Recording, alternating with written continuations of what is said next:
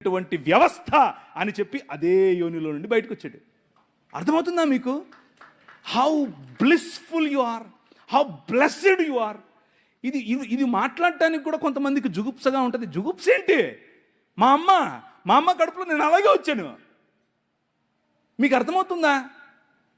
అది పరిశుద్ధమైనటువంటి. నన్ను ఒక ముస్లిం సోదరుడు అడిగాడు, ఏం దేవుడురా మీ దేవుడు ఇలాగే అన్నాడు. ఏం దేవుడురా మీ దేవుడు, ఆడోళ్ళు సుస్సు పోసుకుంటారు, సుస్సు పోసుకునే దగ్గర నుంచి వచ్చాడు.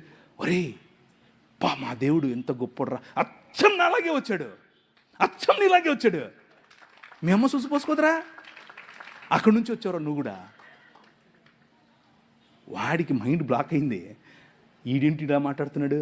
అవునరా, నా దేవుడు అచ్చం నాలాగే ఉండాలనుకున్నాడు, అచ్చం నాలాగే పుట్టాలనుకున్నాడు, అచ్చం నాలాగే బతకాలనుకున్నాడు. కాకపోతే తేడా ఏంటో తెలుసా? నేను ఈ లోక మర్యాదకు తలొగ్గాను, ఆయన ఈ లోక మర్యాదని జయించాడు. దట్ ఈజ్ యువర్ కింగ్ అన్నాడు. నీ రాజు రా నా మందిరంలోకి అని పిలుస్తాడు. రా, కమ్. ఎందుకు? తాళం వేయాల్సింది స్త్రీలకు కాదురా బేవకూఫ్, నీ మనసుకు. నీకు అర్థమవుతుందా?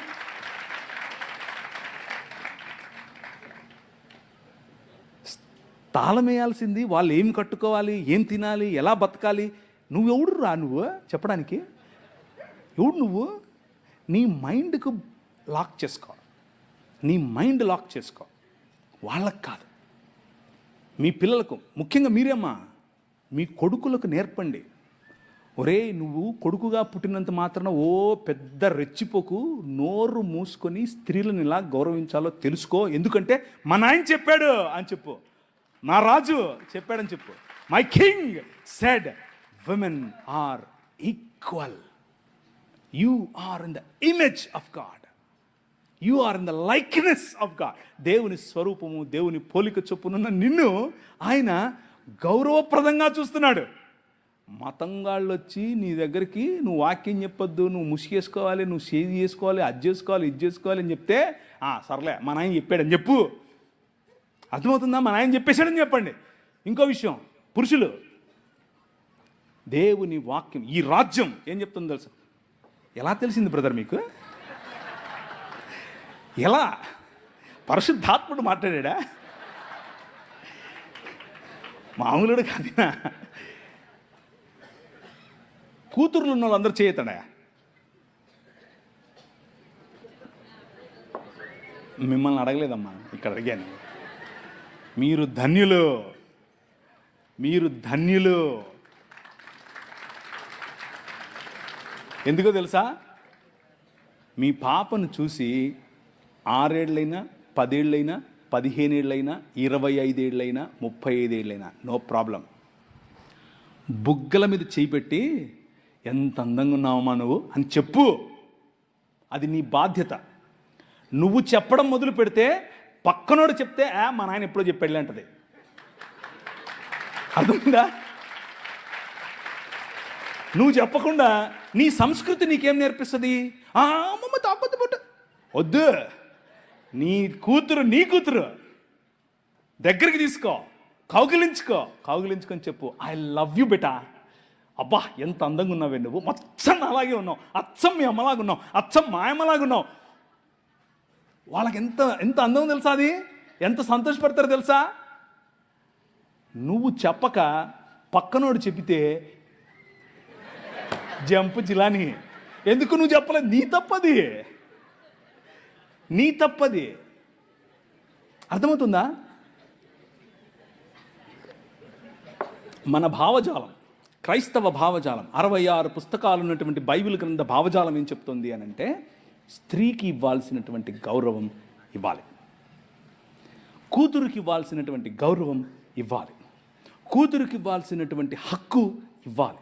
నీ ఆస్తిలో హక్కు, నీ పేరులో హక్కు, నీ కుటుంబంలో హక్కు, నిన్ను చూసుకునే హక్కు నీ కూతురికి ఇవ్వాలి. మిగిలిన ఏ గ్రంథాలు చెప్పలేదు. ఒకసారి నీ బైబిల్ ఎత్తండి. ఈ గ్రంథం, ఈ నల్లట్ట పుస్తకం ఈ దేశంలో స్త్రీకి ఆస్తి హక్కు తెచ్చింది. హల్లెలూయా! ఈ గ్రంథం, ఈ పుస్తకం ఈ ఈ దేశంలో స్త్రీకి చదువుకునే హక్కునిచ్చింది, స్త్రీకి నాయకత్వపు హక్కు ఇచ్చింది. ఇందిరాగాంధీ వచ్చి ప్రైమ్ మినిస్టర్ అయ్యింది అని అంటే కారణం ఏంటనుకుంటున్నారు? సనాతనం కాదు కాదు కాదు కాదు కాదు నౌజు బిల్లాహి శైతానిర్ కాదు కాదు కాదు కాదు బైబిల్ గ్రంథం. అర్థమవుతుందా? That is your king. అది నీ రాజు. నీ రాజు. నిన్న మన పిల్లలు ఏది వరంగల్ నుంచి వచ్చిన పిల్లలు నిలబడండి. మీరు అడిగారు కదా, వీళ్ళందరికీ చప్పట్లు కొట్టండి. మా పిల్లలే ఇల్లు కూర్చోండి. అన్న జై భీమ్ జై భీమ్ జై భీమ్ అంటున్నారు. అన్నివ్వండి, ఏం కాదు, జై భీమ్ అన్నివ్వండి, నో ప్రాబ్లం. మీరేమనాలి తెలుసా? జై భీమ్కు పైన కూడా ఉన్నాడు నా రాజు, మై కింగ్ అని చెప్పండి. ఆ భీమును నిలబెట్టింది నీ రాజు. ఆ డాక్టర్ బాబాసాహెబ్ అంబేద్కర్ గారు కొలంబియా యూనివర్సిటీకి వెళ్ళినప్పుడు బైబిల్ స్టడీస్ అటెండ్ అయ్యేవారు. రూతు పుస్తకానికి ఆయన వ్యాఖ్యానం రాశారు. He was a practising Christian. ఆయన ప్రాక్టీసింగ్ క్రిస్టియన్ అండి బాబు. ఆయన ఒకరోజు 3 లక్షల మందితో కలిసి నేను బాప్టిజం తీసుకుంటాను అని చెప్పి ముందుకు వచ్చి మన మెథడిస్ట్ సంఘంలో ఉన్నటువంటి బిషప్ గారికి చెప్తే, బిషప్ గారు దానికి కావలసినటువంటి పనులన్నీ వసతులన్నీ ఏర్పాటు చేసుకునే క్రమంలో నెహ్రూ గారు ఫోన్ చేసి ఏంటండి మీరు ఇలా చేస్తున్నారంట, ఇలా చేస్తే మీకు ఈ పొలిటికల్ అపోజిషన్ ఎక్కువైపోద్దని చెప్పైతే మనోళ్ళు మాకొద్దండి, మీరు పొలిటికల్ కన్వర్షన్ అంట మాకొద్దు అని చెప్పి నెహ్రూ గారి ఒత్తిడికి లొంగారు. ఒక పక్క ఇంకొక ఆయనేమో గోసి కట్టుకుని నిరాహార దీక్షకి వెళ్ళాడు. ఏమని? నువ్వు వెళ్తే ఏ మతానికైనా వెళ్ళు, కానీ క్రైస్తవానికి వెళ్ళొద్దని. ఆయన నన్ను అత్తే నాకేంటి, నేను యేసు ప్రభువుని అనుసరిస్తా అని చెప్పాడు. ఎవరు? డాక్టర్ బాబాసాహెబ్ భీమ్రావ్ అంబేద్కర్. ఇది నేను కొత్తగా చెప్పేది కాదు, ఇది హిస్టరీ. This is history. ఆ జై భీమ్ వాళ్ళకి తెలీదు. చెప్పండి, వెళ్ళి ధైర్యంగా చెప్పండి. ఆయన మనము కాదంటే, మనము చీత్కరిస్తే మేము మిమ్మల్ని ఆహ్వానించము అని చెబితే ఆయన అన్నాడు, నువ్వు ఓడరా నన్ను ఆహ్వానించేదే, నేనే కొత్త మతం పెడతానని చెప్పి బౌద్ధంలోకి వెళ్ళి బౌద్ధంలో కొత్త మతం స్థాపించాడు. ఆ మతం ఏంటనుకుంటున్నారు? క్రైస్తవమే. బౌద్ధంలో కులం ఉంటుంది. బౌద్ధంలో అనేక రకాలైనటువంటి, ఇప్పుడు వజ్రయాన తీసుకోండి, మహాయాన తీసుకోండి, హీనయాన, అన్ని యానాల్లో కూడా వేరు మత సంబంధమైనటువంటి పనులు ఉంటాయి. ఈయన అవన్నీ తీసేసి యేసు ప్రభువు చెప్పినటువంటి విలువలతో బ్రతికే ఒక కొత్త మతాన్ని స్థాపించాడు. దాట్ ఈజ్ ఈరోజు ఉన్నటువంటి భారతీయ నవయాన బుద్ధిజం. అది ఇంకేదో కాదు, క్రైస్తవమే. కాకపోతే వాళ్లకు క్రీస్తు తెలియదు, విలువలు మాత్రం తెలుసు. నీ పని యూనివర్సిటీల్లో చదువుతున్న నీ పని, అరే బాబు బాగానే ఉంది కానీ దీనికి మూలం ఏంటో తెలుసా? మై కింగ్ అని చెప్పాలి. నా రాజు, ఆయన కారణంగానే భీమ్ ఉన్నాడు అని చెప్పాలి. అది నీ పనే. సంస్కృతులు నీ ముందు డెవలప్ అవుతాయి, సంస్కృతులు నీ ముందు షేప్ చేసుకుంటాయి. ఆ సంస్కృతులను చెరపట్టి క్రీస్తు పాదాల దగ్గరికి తీసుకొని రావటం నీ పనే. 2 కొరింథీయులకు రాసిన పత్రిక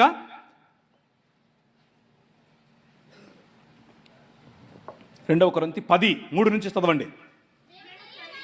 మేము శరీరధారులమై నడుచుకొనుచున్నను, శరీర ప్రకారము యుద్ధము చేయము. కానీ నువ్వు ఒప్పుకున్నా ఒప్పుకోకపోయినా, నువ్వు యూనివర్సిటీలో ఉన్నా, నువ్వు ఇక్కడున్నా, నువ్వు రాజమండ్రిలో ఉన్నా, నువ్వు హైదరాబాద్లో ఉన్నా, నువ్వు ఢిల్లీలో ఉన్నా, నువ్వు షికాగోలో ఉన్నా, ఎక్కడున్నా సరే, you are in a war. నువ్వు ఒక యుద్ధంలో ఉన్నావు, అది నీకు తెలియదు అంతే. నువ్వు ఏ క్షణమైతే ప్రభు అయిన యేసుక్రీస్తుని రాజుగా అంగీకరించావో, దేవునికి సరైన పిల్లలం. మనమిప్పుడు దేవుని సొత్తు, మనమిప్పుడు నూతన ఇశ్రాయేలు, క్రొత్త సృష్టి పొందుట ఎందే కానీ సున్నతి పొందుట ఎందైనను పొందకపోవుట ఎందైనను ఏమీ లేదు. మతం కాదు, నా బిడ్డలు, నా పిల్లలు అని చెప్పి నీ రాజ్యాన్ని, ఆయన రాజ్యాన్ని ఆయన కడుతున్నాడు. తలలుంచుకోండి, ప్రార్థిద్దాం. ఈ మధ్యాహ్న సమయంలో మీరు తలలు వంచి ఆలోచిస్తూ ఉండగా, ఇంకా ఎన్నో కోణాలు ఉన్నాయి ఈ రాజ్యంలో. ఎన్నో కోణాలలో నీ రాజును నువ్వు అర్థం చేసుకోవాలి, ఎన్నో కోణాలలో నీ రాజును నువ్వు ఆరాధించాలి. రాజా నీ సన్నిధిలో నేను ఉంటాను అని చప్పట్లు కొడితే సరిపోదు. అది కేవలం ఒక పాటగా ఉంటే సరిపోదు. నీ జీవితంలో ప్రతి రంగములో, నీ వ్యాపారంలో ఆయన రాజుగా ఉండాలి. నీ కుటుంబానికి ఆయన రాజుగా ఉండాలి. నీ వ్యక్తిగత జీవితానికి ఆయన రాజుగా ఉండాలి. నీ చిత్తానికి ఆయన రాజుగా ఉండాలి. నీ చదువుకు ఆయన రాజుగా ఉండాలి. అలా ఆహ్వానించగలిగితే ఈరోజు ఈ మధ్యాహ్నం నీ రాజు కోసం నీ హృదయంలో ఆయనను నిలబెట్టు. నీ హృదయమందు ఆయనను ప్రభువుగా ప్రతిష్ఠించు. అలా ప్రతిష్ఠించకుండా మతపరంగా జేమ్స్ అన్న పిలిచాడు, ప్రవీణ్ అన్న పిలిచాడు, ఇంకేదో అయ్యింది, నేను వెళ్తాను అని నువ్వు వచ్చి ఉంటే ఈరోజు నీకు ఆహ్వానం ఇస్తున్నాను. ఈ రాజుతో పరిచయం పెంచుకో. రాజుతో పరిచయం అయితే పనులు సులభమవుతాయి. రాజుతో పరిచయం అయితే నీకు గౌరవం, రాజుతో పరిచయం అయితే నీకు శక్తి, రాజుతో పరిచయం అయితే నీకు అధికారం. ఈ ప్రపంచాన్ని ఏలే అధికారం మీ నాయందే ఈ ప్రపంచం. ఆ దృక్పథంలోనికి నువ్వు వస్తావు. ఒట్టి చేతులతో ఈ ప్రాంగణం నుంచి ఈరోజు వెళ్ళిపోద్దు. వచ్చిన ఈ 2 రోజులు, ఈ 3 రోజులు నీకు మేలు కలగాలి అనంటే give your heart to your king. నీ హృదయాన్ని నీ రాజుకివ్వు. నీ జీవన విధానాన్ని నీ రాజు అనుసరంగా చేసుకోవటానికి ఒక ప్రణాళిక, ఒక ప్రమాణం, ఒక వాగ్దానం, ఒక నిర్ణయం ఆయనతో చేసుకో. Recommit your cells to this king. ఈ రాజుకు నేను సమర్పించుకో. నీ జీవితం, నీ పిల్లల జీవితం, నీ పిల్లల పిల్లల పిల్లల జీవితం, నీ భర్త జీవితం, నీ భార్య జీవితం ఆయన మార్చగల దేవుడు. నువ్వు చెప్పే మాటలు ఆయనను మార్చవు. నువ్వు చెప్పే నీ క్రియలు బహుశా ఆయన పైన ప్రభావం చూపించడం లేదేమో, ఆమె పైన ప్రభావం చూపించడం లేదేమో, కానీ నీ రాజు, హీ ఈజ్ కింగ్. ఆయన నీ కుటుంబంలో ప్రభావం చూపించగలవాడు. నోటికొచ్చింది లేదా మనకు ఇష్టం వచ్చింది నమ్మేసి అదే దేవుని వాక్యం అనుకుంటాం. అలా ఉండకూడదు. హిస్టారికల్గా అంటే దేవుని వాక్యము ఏ హిస్టరీలో ఎప్పుడు ఎలా రాశారు, ఎవరు రాశారు, ఎందుకు రాశారు అనేది చదవటం, దాని వెనుకున్నటువంటి బ్యాక్గ్రౌండ్ అర్థం చేసుకోవడం చాలా ముఖ్యం. అలా అర్థం చేసుకోకపోతే పెడర్థాలు వస్తాయి.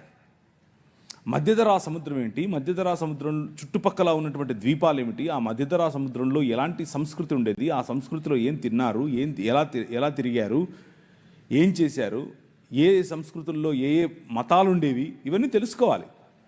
దానికి కొన్ని పుస్తకాలు చదవాలి. పుస్తకాలు చదవటం మంచిది, తప్పు కాదు. అవి చదవకుండా కేవలం నాకు బైబిల్ తెలుసు, బైబిల్లో ఉన్నటువంటివే చదువుతాను అనంటే పెడర్థాలు తీయటం తప్ప దానివల్ల సాధించేది ఏమీ లేదు. పెడర్థాలే వస్తాయి. పెడర్థాలంటే ఏంటి? మనకు తెలియని వాటిని తెలిసినట్లుగా చెప్పడం.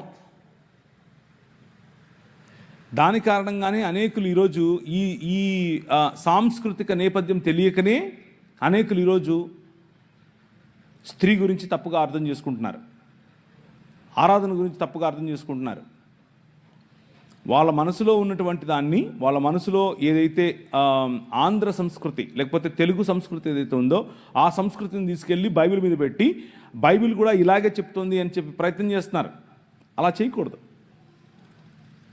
మనము హిస్టారికల్గా అనగా చరిత్ర ఏం చెప్తుంది, చరిత్ర పుస్తకాలు ఏం చెప్తున్నాయి, చరిత్రలో యేసు ప్రభువుని గురించినటువంటి ఆలోచన ఎలా ఉంది, చరిత్రలో క్రైస్తవ విశ్వాసం గురించిన ఆలోచన ఎలా ఉంది, క్రైస్తవులు ఎలా మెలిగారు, క్రైస్తవులు ఎలా పెరిగారు, క్రైస్తవులు ఎలా వృద్ధి చెందారు, ఇవన్నీ తెలియాలంటే బైబిల్ చదివితే సరిపోదు. బైబిల్ మాత్రమే దేవుని వాక్యం, బైబిల్ మాత్రమే దేవుని నోట నుండి వెలువడినటువంటి మనకు అవసరమైనటువంటి బుద్ధివాక్యం, జీవవాక్యం వగేరా వగేరా వగేరా. కానీ దానిని అర్థం చేసుకోవటానికి, దానిని సంపూర్ణ వివరణ మనం అర్థం చేసుకోవటానికి చరిత్ర అవసరం. పురావస్తు శాఖలో వెలువడినటువంటి దాఖలాలు వాటిని సపోర్ట్ చేయటం కోసం అవసరం. భిన్న మతాలకు ఉన్నటువంటి పుస్తకాలు, ఆ పుస్తకాలు వారి భావజాలం తెలుసుకోవటం కోసం చదవటం అవసరం. అలా తెలుసుకున్నప్పుడు మన భావజాలాన్ని ధైర్యంగా, నిస్సిగ్గుగా అందరి ముందు నిలబడి మాట్లాడగలగటానికి మనకు అవకాశం ఉంటుంది. సో వాటిని చదవాలి. చదవకపోవడం తప్పు, చదవడం తప్పు కాదు, చదవకపోవటమే తప్పు. అలా చదవకుండా ఉన్నవారు అనేకులు ఏం చేస్తారు అని అంటే వారి ఊహ ప్రకారం మాట్లాడతారు. ఊహ ప్రకారం మాట్లాడకూడదు. నిన్న మీరు చూశారు, నేను ప్రజెంట్ చేసిన ప్రతిదానికి ఒక రెఫరెన్స్ ఉంది. వారి పుస్తకం ఏం చెప్తోంది, వారి పుస్తకంలో ఉన్న రెఫరెన్స్లు ఇచ్చి మరీ మాట్లాడాను. మనం ఎప్పుడైనా సరే ఎవరితో మాట్లాడినా సరే ఆధారం లేకుండా ఎప్పుడు మాట్లాడకూడదు. ఆధారం లేకుండా ఎప్పుడు మనం పేలకూడదు. అలా పేలడం వల్ల మనకు మాత్రమే కాదు, మనం నమ్ముతున్నటువంటి విశ్వాసానికి కూడా మనము ద్రోహం చేసిన వాళ్ళం అవుతాం. అలా చేయకూడదు. మనం చదవాలి. అయితే ఎందుకు ఇలాంటి స్టేట్మెంట్స్ కొంతమంది ఇస్తారు అని అంటే, ఫెవికోల్ పూసుకొని ఒక సీటు మీద కూర్చోవటానికి ఇబ్బంది, లేవటానికి ఇబ్బంది, అది మెయిన్ సమస్య. మతం అనే ముసుగులో ఉంటారు. మాకిదంతా ఎందుకు అన్నటువంటి ఆలోచనలో ఉంటారు. అలా ఉండటం వల్ల కొద్ది రోజులు మీకు పనికొస్తుంది. అంటే మోరల్ గాస్పెల్ చెప్తారు. మొరాలిటీ, నైతిక విలువలు, అంటే ఇప్పుడు చెడు వినవద్దు, చెడు కనవద్దు, చెడు చూడవద్దు, ఇట్లాంటి మాటలు చెప్తారే, అంతవరకే ఆగిపోతారు. అక్కడి వరకే ఆగిపోయేటటువంటి సువార్త మీరు వినాలి అని అంటే ఇలాంటి వాళ్ళు చెప్పేస్తారు. అలా ఉండకూడదు. మనం బైబిల్ అనేది, లేదా బైబిల్లో ఉన్నటువంటి సందేశం మారల్ గాస్పెల్ కాదు. ఇది సృష్టికి సంబంధించినటువంటి సువార్త. సృష్టి యావత్తును ప్రభు అయిన యేసుక్రీస్తు ఏ విధంగా విడిపిస్తున్నాడో ఆ ప్రణాళికకు సంబంధించినటువంటి సువార్త.